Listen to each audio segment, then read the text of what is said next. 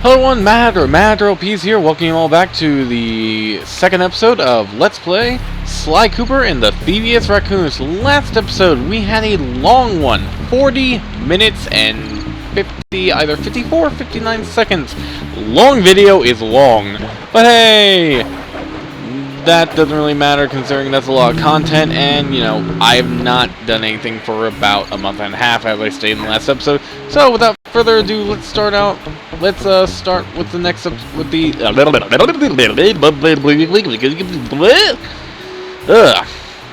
sorry, I was stuttering. Let's start with the next mission in this game. Last episode, just a quick recap. We started the game and started the first area, which is Tide of Terror. And let's move on with a high-class heist to start things off. This mission is kind of annoying. Also, this is a great area to grind money. So, good area to grind money. Look at all this stuff. I wouldn't really say this is worth millions. And you know what that means? Tighter security. You're gonna have to be extra sneaky to get the treasure key here. Okay, that probably caused a little bit of echo. I have my volume up a little bit too loud, and Bentley is a loud mouth. Sorry about that. Give me that coin. Gotcha. I'm a little protective about my money. Anyways, as he said, yes, this area is very well secured. As you can see, laser beams of death and doom. Also, I really should not be trying to steal away Peacole's doom, but it's just so quotable, so I can't help it. Also, I can never tell. Is this supposed to be a glass? Is this supposed to be glass or like cobwebs covering these? I really can't tell. It looks more like cobwebs to me than glass, but I guess it could be a glass case. Also, what the hell did I jump on to make me do that? Also, why a frog thinker ripoff? That's just bad. Okay, that's bad. And go now. And also armor, mine. Give me the coin. Good. Interesting fact. When the original developers at Sucker Punch were debating on what they were going to use as currency.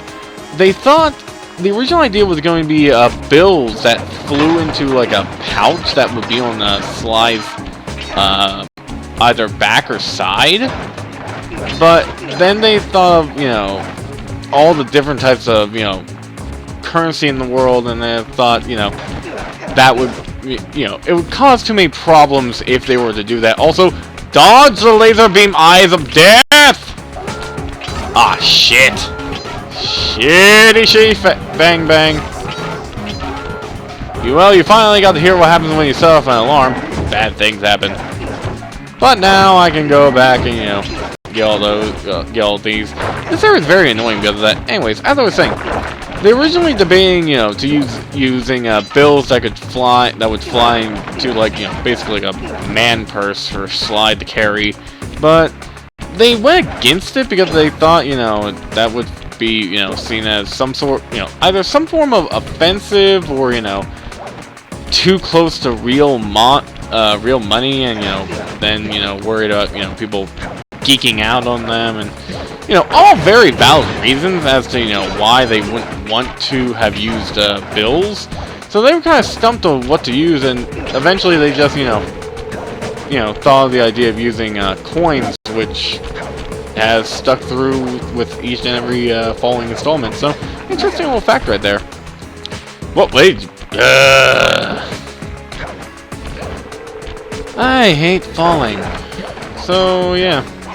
And, wow, I hit 100 already. And, yeah, I kind of, like I said, I was going to be grinding lives in between episodes. I was not kidding. I grinded a lot. Also, get this bottle. Yes. Also, I think these guys right here are what inspired the Earth Shakers, or the Tubble-Ups as Deadpool calls them, from the Deadpool games, because basically all they do is run at you and body slam you. That's pretty much what they do. So, you know, At least that's what I think. I think it's funny. By the way, Deadpool is a hilarious video game if you like Deadpool humor. If you don't like Deadpool humor, then I guess you could say it's a subpar game. But if you like Deadpool humor like me, I personally love Deadpool humor. I always have a blast playing through that game. It is hilarious. The only downside is the jokes could be done a little bit faster. Like, probably the most annoying thing you'll have to do in that game is wait, like, you know, stand there and wait through, like, you know, ridiculously long cutscenes to hear Deadpool jokes, and I just lost my lucky charm. Fantastic. These lily pads are only seen in the first game and the second game. They do not appear in the third or the fourth game. That's sad. Yeah, I know a lot of weird little facts about these games, but hey, I love these games, so can you really blame me? And ew. I don't need to hear a tutorial about anything anymore. Unfortunately, though, every area is going to have at least one tutorial because you constantly get new abilities in this game, and it can't just be like, oh, you know, quick little synopsis. No, it has to be a legitimate tutorial. Normally, those... Oh, it did get me. I can't even hear the stupid alarm. And... Ooh, I missed 3. Oh, I know where they are. I know where they are. Silly me.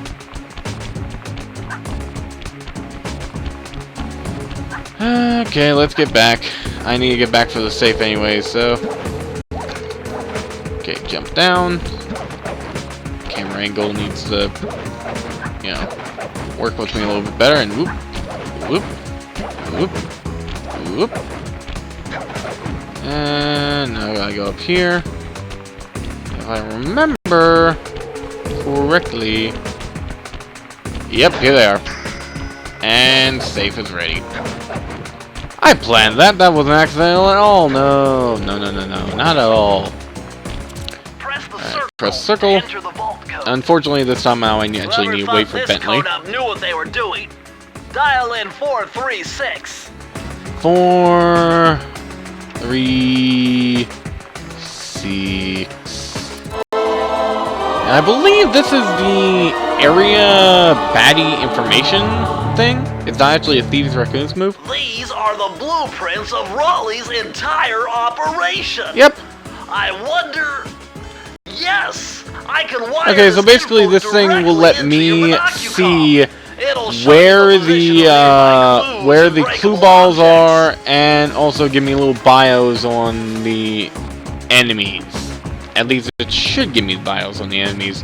If not, then that's another thing I'm thinking of. But so yeah, fairly important thing to pick up for Raleigh at least. Each baddie area has one of those. I almost missed that first jump a second time. Whoa! Sly Cooper, in all honesty, is the only action platformer game that I'm actually extremely good at. Like, during my month-long hiatus, I actually picked up the Jak and Daxter HD collection, which those games are fucking awesome. I can't believe I never played those growing up. But one major complaint about them though is they are hard. Like, I mean, really freaking hard. I cannot tell you how many times I died in Jak 1.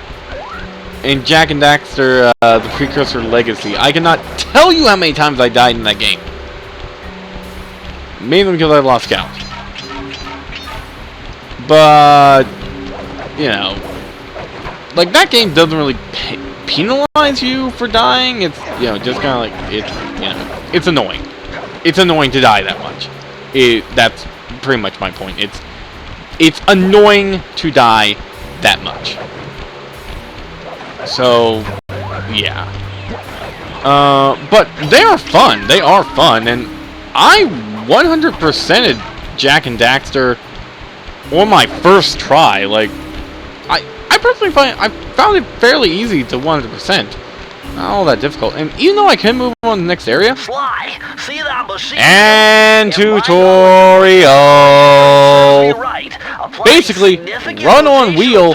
Stuff happens. Velocity will yield a positive result. You mean something good might happen if I can get the wheel to spin fast enough? Isn't that what I just said?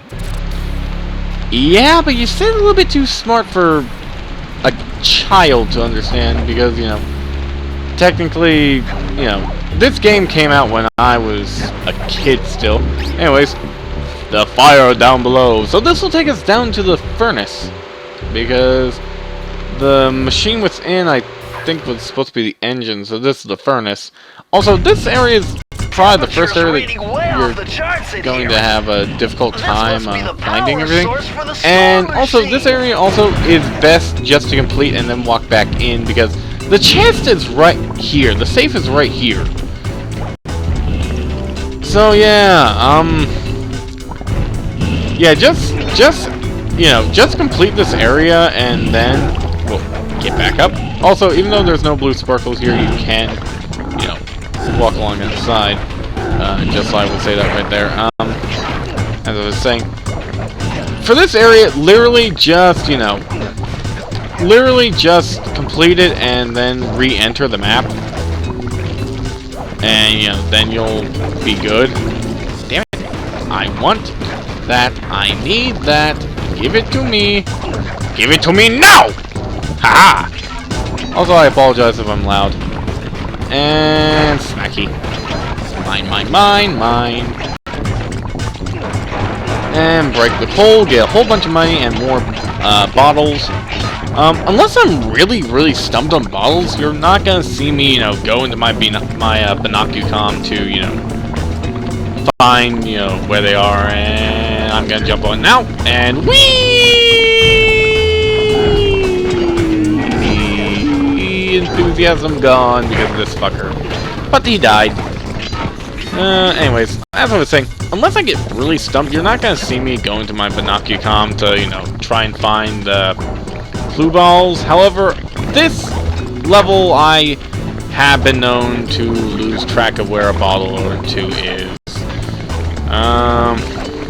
Most annoyingly enough, though, are, you know, the ones that are kind of hidden there.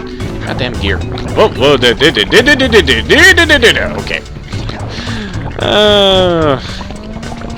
Like I said, what the fuck? Anyways, as I was saying, like I said, I played these games so much, I could literally... Okay, I couldn't literally, but... These games are probably the games I'm closest enough to be able to play in my sleep. Like, that's how well I know this game and how well my muscle memory is for this game. Best way I can compare this to, you know, another Let's Player is, Josh Jepson. He is a avid fan and a, you know, he's an avid fan and, you know, like an expert at Banjo-Kazooie. This is like my Banjo-Kazooie for him. Like, you know, my muscle memory for this game is really good. The only problem is I sometimes forget where I need to jump, such as right there, and that's why I fell right there. And fucking fire, and woo. Okay. Hammer. I did not want to get hammered there. Then don't celebrate. That's nothing to be celebrating about. And, hey, you're not gonna burn me today, buddy. No, I do not want a burnt raccoon butt. Anyways, more bottles. Get over here. Okay, I don't know why that counted as me falling. Got burned again. I do not want to get burned. This is not a game where I want to learn how to get burned. Give me a checkpoint and murder. And there we go. And also, another thing, you guys are probably thinking, why did I grind so many lives? There's no way I'm gonna use up that many lives, and blah blah blah blah blah blah blah. Well, you would be right. There's no way in hell I'm gonna use up this many lives in this area. ridiculous ever use up this many lives in Tide of Terror. However, as I said, I suck at Area 3 and Area 2, as well as the final boss. The final area, I'm about 50-50 on if I'm gonna be able to, if I do good on or bad on that. And I missed one, didn't I? Son of a bitch. Alright, hold on. Aha! There you are. Not that far back. Anyways, as I was saying. As I was saying, what was I saying? Damn it. Oh yes. The final area, I'm about 50 if I do good or bad on that. But Area 2 and Area 3, all around in those I'm fairly bad at, mainly because for some reason I just find those areas extremely difficult, and probably because of the areas that they are set in. You will understand what I mean when we get to those areas.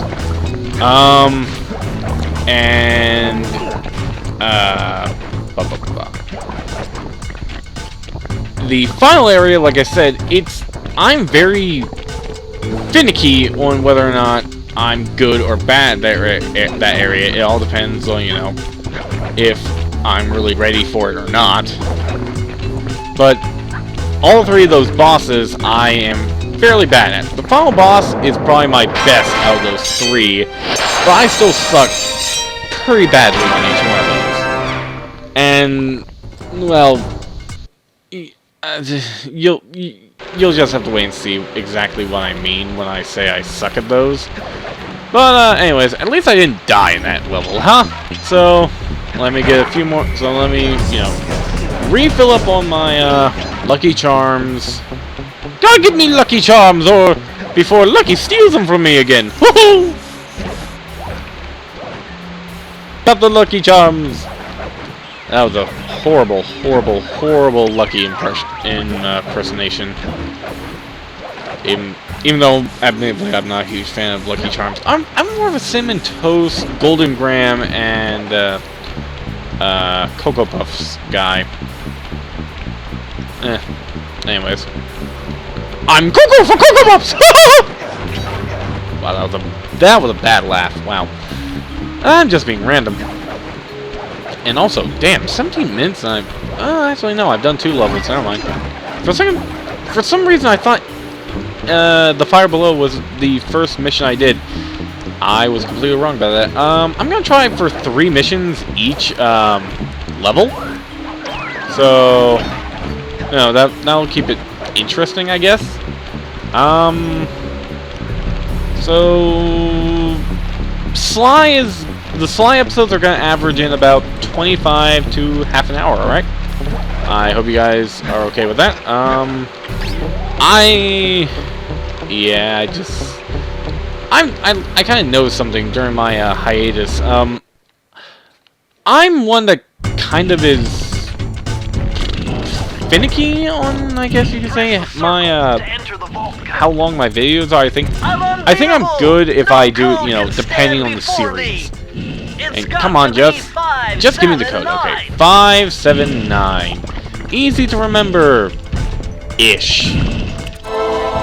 And give me this move. I'm not super good what it is. Outstanding! Another page from the Phoebius Raccoonus. This one features Dev Cooperindus. Oh, the slow-mo jump. By all kinds of airborne threats.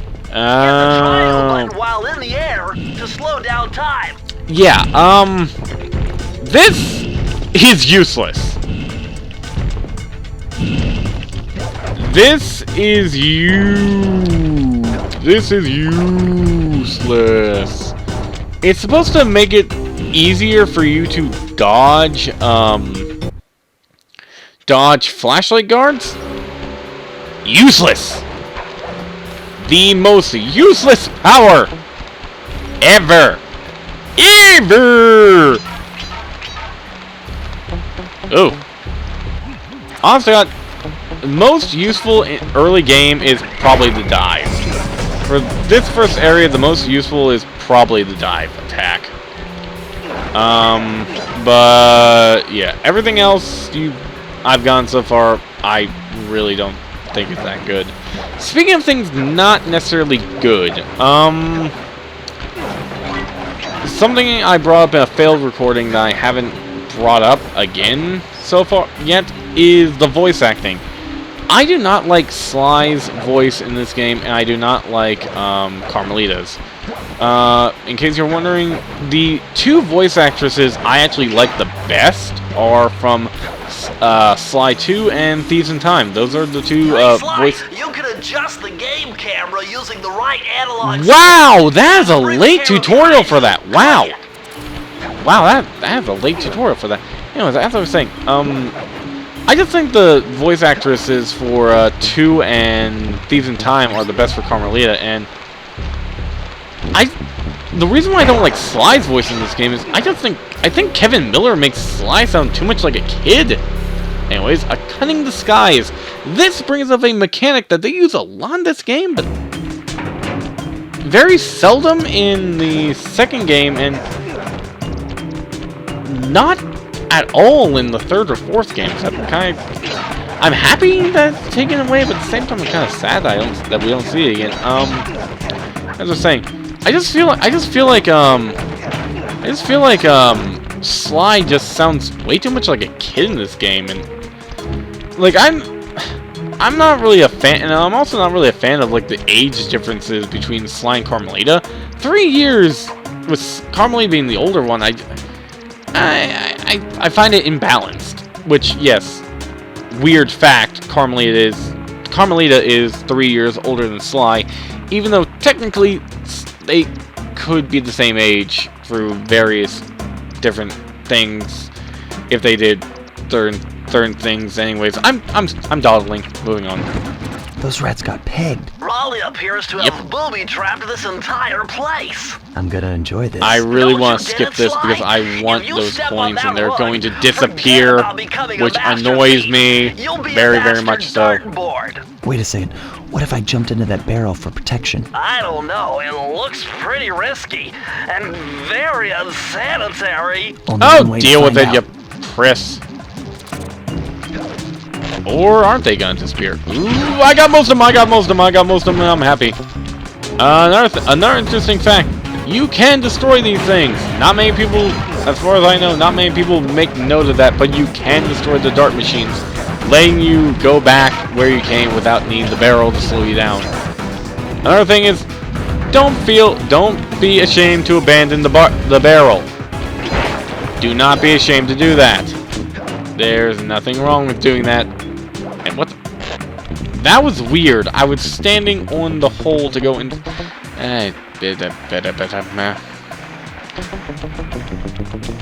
Anyways, so that was just that was just me kind of like venting on the voice acting of first games. I bet if you stayed still inside the barrel, the guard won't be able to see you, even if he shines his flashlight on you. Yeah. Oof, for a second there, I thought I messed that up. Anyways, wait for him to do this. And wait for him to turn, attack, and then get this little life that was teasing you from behind the bookcase. As well as this safe, which will have, of course, clues in it.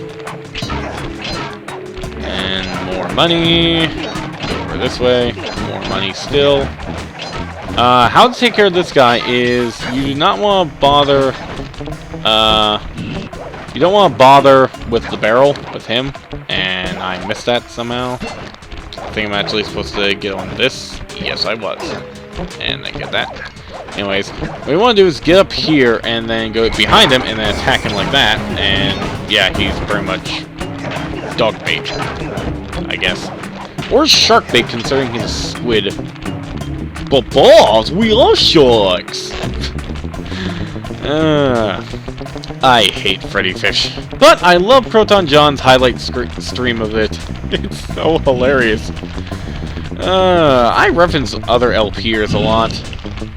I guess it's because, you know, that's kind of become my main source of entertainment is watching LPs. I don't really watch TV anymore. The only real television shows I watch are the few good cartoons that are still on, which there are not a lot compared to when I was a kid. Trust me, cartoon quality has gone down.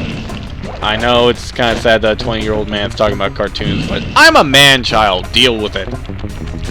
And the other things I watch are only on once a week. Like, what I watch is I watch Sleepy Hollow. I watch Face Off, which for those who don't know is an amazing sci-fi show about costume artists, which is just fucking awesome and cool looking. Seriously, the shit that they're able to make in like 2-3 days is astonishing to me, especially since it's extremely difficult to be a costume designer. So I give the designers on that show mad props. So you know, like, yeah, good work. This is a bit tricky. Do that, and I will come back for that. Also, this is annoying. What you want to do is get right up next to the bookcases. Jump out, attack. Abandon barrel. Jump back in barrel. Grab coins. Get about right to where he stops walking. Jump out, attack. Go back and collect your booty. I said booty.